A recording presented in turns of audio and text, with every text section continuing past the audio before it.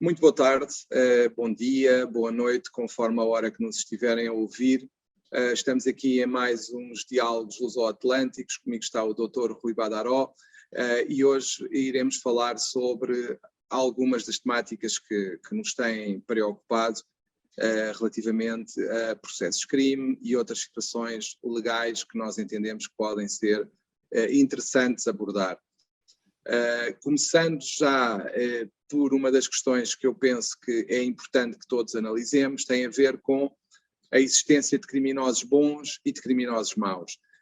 Em Portugal, Rui, eu penso que já teremos falado sobre isto, existiu uma situação de acesso ilegítimo a computadores, em que a pessoa que teve esse acesso foi, diria eu, popularizada mediaticamente porque teria descoberto situações criminalmente relevantes. A questão que se coloca nestas situações tem muito a ver com algo que a ordem jurídica tem que ponderar, que é se nós queremos que qualquer cidadão, por ter a suspeita da prática de um crime por determinada pessoa, poderá intrometer-se ilegalmente em casa dessa pessoa ou no seu computador, que para mim vai dar quase ao mesmo. Se faz sentido que alguém que desconfie que outrem pratica um crime se pode substituir às autoridades e fazer investigação por conta própria como se fosse um detetive e aceder ilegitimamente, por exemplo, ao teu computador, ao meu computador, só porque acha que nós os dois poderemos ter praticado atos criminosos e poderá descobrir indícios dessa prática nos nossos computadores. No fundo, o que eu me pergunto é se nós todos podemos ser detetives e andar por aí a espiar outros por força de suspeitas que tenhamos e armados em justiceiros. Andamos aqui todos, qual mascarilha, qual zorro, à procura dos criminosos que para aí andam escondidos e a roubar os pobres, e nós iremos fazer a justiça por as nossas próprias mãos. Esta é uma questão que para mim é muito relevante porque não pode, penso eu, haver uma diferença entre criminosos bons e criminosos maus. Caso contrário, temos uma lei que poderá ter uma aplicação para uns e uma aplicação para outros. No fundo, quanto a mim, a questão que se coloca aqui é se tu quererias que alguém entrasse no teu computador e começasse a espiolhar e a ver o que lá tinhas, porque achava que tu tinhas praticado um crime. Parece-me que se fosse o nosso computador, se fosse o computador daquelas pessoas que glorificam como um criminoso bom, se calhar já não achariam a mesma graça se fosse com elas do que quando veem um poderoso ou alguém mediaticamente relevante a ser investigado. A pergunta é, fará sentido aceitar estes acessos ilegítimos? Devemos criar leis de exceção para situações em que alguém acha que pode ser um bom detetive e descobrir ilegalidades no computador do vizinho, por exemplo? Será que eu posso entrar no computador do meu vizinho porque acho que ele é criminoso? Será que eu me posso substituir em Portugal, por exemplo, à polícia judiciária e fazer investigação por conta própria? Tenho muitas dúvidas sobre isto. No fundo, tenho muitas dúvidas que todos nós possamos dar largas ao detetive que há entre nós e que há dentro de cada um de nós, porque todos nós vimos filmes de detetives, Agatha Christie e outros, mas daí até podermos ser Poirot, parece-me que vai uma grande distância. Não sei o que pensas sobre isto, Rui, mas esta era uma das temáticas que eu tinha para hoje. Parece-me, João, que dentro do cenário que me colocaste, a cada dia que passa neste mundo disruptivo, altamente tecnológico, que as pessoas se tornaram efetivamente vigilantes, no melhor sentido de Batman, tá? Como se todas pudessem efetivamente investigar, simplesmente por quaisquer razões, entenderem que fulano, o vizinho, o Beltrano, pessoa que cruzou a rua, possam ter praticado os crimes. Isso não subsiste à melhor teoria jurídica, pois afasta-se do direito, João, claramente você permitir que todo e qualquer cidadão haja por conta própria, a bel prazer, do jeito que entender necessário, e tome providências para realizar investigações simplesmente porque entende que seu vizinho ou outrem tenha praticado um crime que por vezes não cometeu. Beira, confesso, algo lombrosiano, né, por óbvio, né, fazendo uma comparação por analogia, né, e isso assusta-me bastante.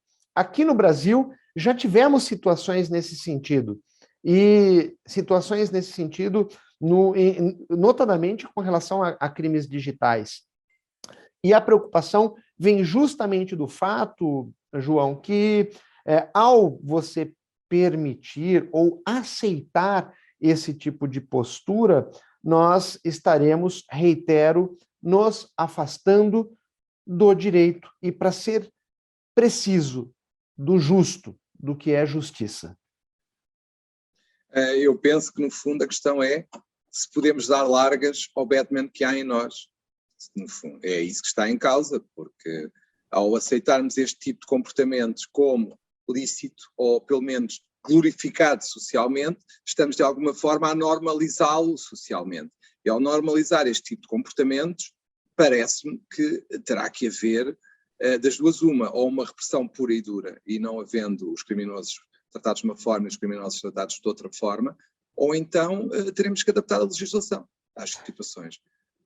Para além disso, João, parece que é algo de roteiro de filme de cinema, né? Literalmente isso, como você bem disse. Ao normalizar isso, essa situação por parte da sociedade, ou mesmo da imprensa, né, da mídia, e não estou a criticar a imprensa e seu papel perante a sociedade, mas ao normalizarmos uma situação dessas, nós teremos um cenário que não será positivo a médio e longo prazo para a aplicação do direito posto. Isso está claro para mim.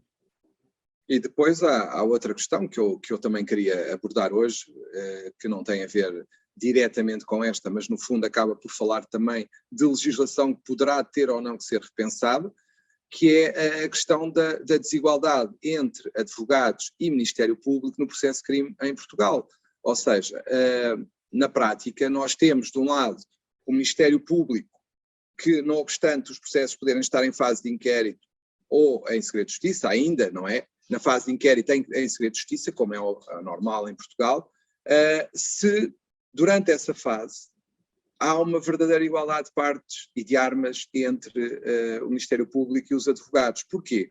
Porque na prática, em Portugal, toda a gente vê, pela forma como as notícias vão saindo nos jornais, que quando há processos mediáticos, o que acontece é que o Ministério Público ou alguém ligado ao Ministério Público deixa cirurgicamente sair, parece-me, factos para os jornais, porque é impossível eles não saírem do Ministério Público ou de outra entidade qualquer que tenha acesso ao processo para os jornais, porque se os factos estão em segredo de justiça e aparecem nos jornais, alguém tem que ter fornecido os factos, porque os jornais não têm acesso direto ao processo, como o advogado também não tem, porque está em segredo de justiça. Logo, das duas uma, ou se consegue investigar e fazer cumprir a lei do segredo de justiça, ou então, pura e simplesmente, ele tem que desaparecer para todos, porque não faz sentido que uma das partes possa, direto ou indiretamente, ir fazendo sair factos para, de alguma forma, condicionar o juízo da opinião pública sobre aquele processo, sobre aquele arguido,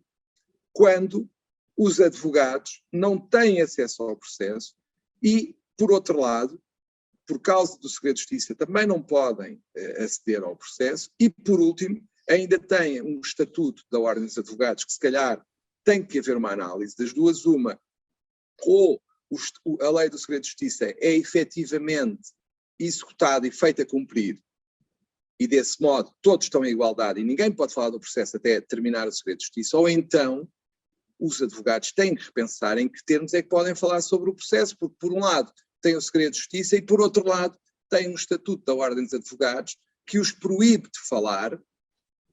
Isto não me parece justo para os advogados, sendo que naturalmente não defendo, nem pouco mais ou menos, uma irrestrita possibilidade de comunicar e de falar sobre os processos em público, mas penso que se não houver um efetivo cumprimento do segredo de justiça, se calhar a Ordem dos Advogados tem que reponderar a forma como os advogados podem falar naquelas situações em que o processo de crime é mediatizado e é alvo de fugas de informação que violam o segredo de justiça. No fundo, se não for por uma via, terá que ser por outra e terá que haver uma igualdade entre Ministério Público e advogados. Não se pode permitir que uma das partes tenha todas as possibilidades e a outra esteja, perdoa-me a expressão, esparteada, quer pelo segredo de justiça, quer pelo Estatuto da Ordem dos Advogados, que nos impede a todos, advogados, de falar.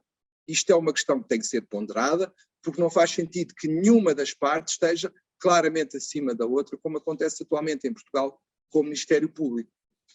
Gozado, João. Você colocou essa questão de forma bastante clara. E, de certa maneira, em tese, no Brasil, há paridade de armas, entre aspas, em tese, né? É fato que, na prática, nós não observamos esta paridade. E não observamos, e essa não observância nos conduz, por vezes, a situações que beiram a ilegalidade, porque imorais já são.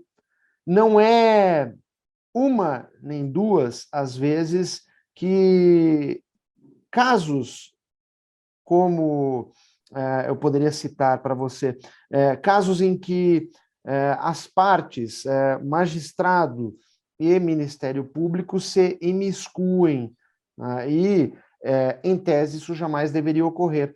Recentemente, alguns anos atrás, no Brasil, nós tivemos indícios de que isso tenha ocorrido num caso emblemático no Brasil, que foi a Operação Lava Jato, onde o juízo responsável pelo processo orientava os membros do parquet sobre posturas a serem determinadas consoante aquilo que a defesa viesse a requerer, a apontar, a pedir.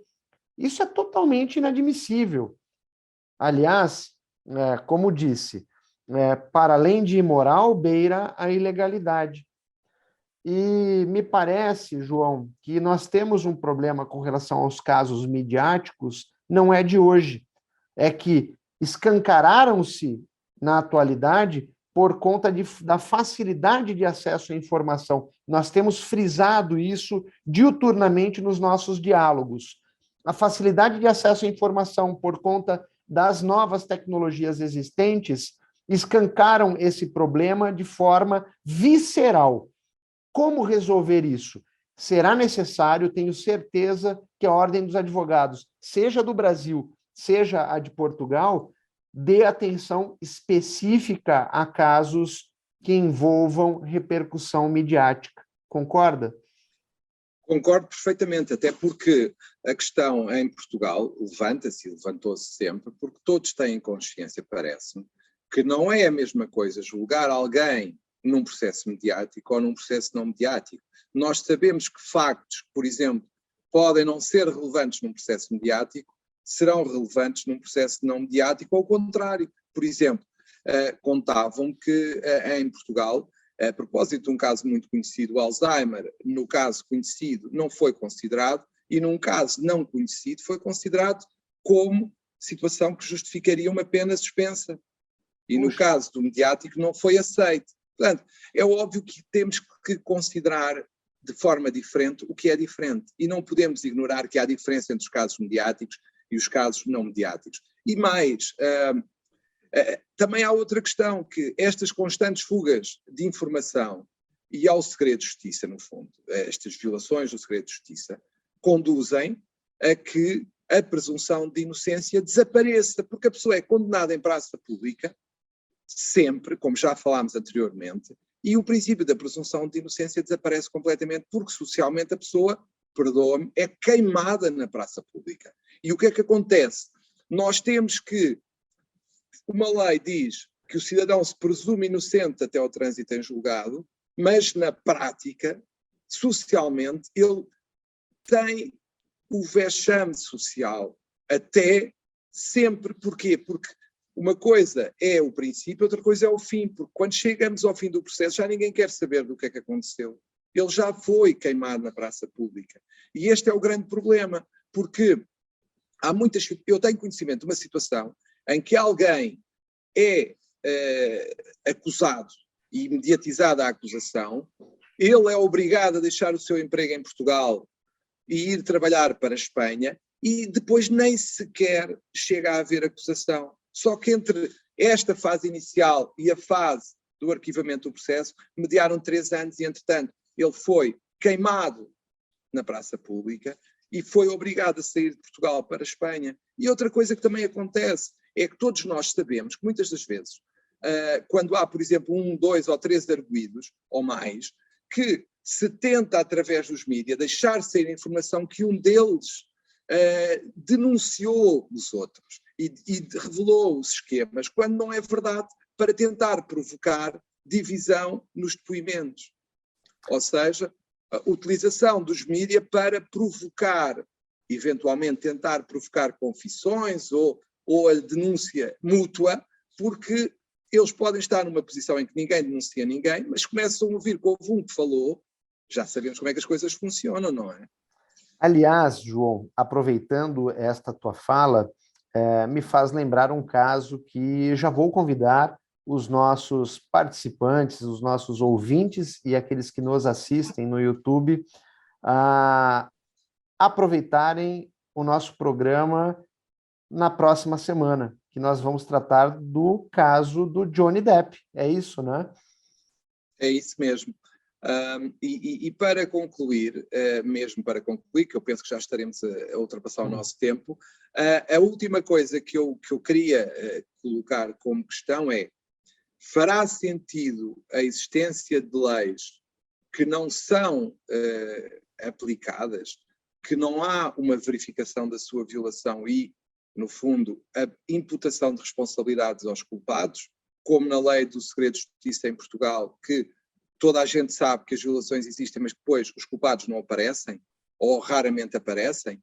Fará sentido manterem-se leis que socialmente já ninguém liga? Ou seja, nós temos que perguntar se queremos que, no fundo, a credibilização do sistema passe por leis que vigoram efetivamente e não para dizermos que temos um sistema legal muito bom, muito bem construído, mas que depois na prática não funciona. É uma questão que eu deixo no ar para a próxima semana. Pois, muito obrigado a todos. Esses foram os Diálogos Luso-Atlânticos. João, um grande abraço e nos vemos no próximo programa. Um abraço, Rui.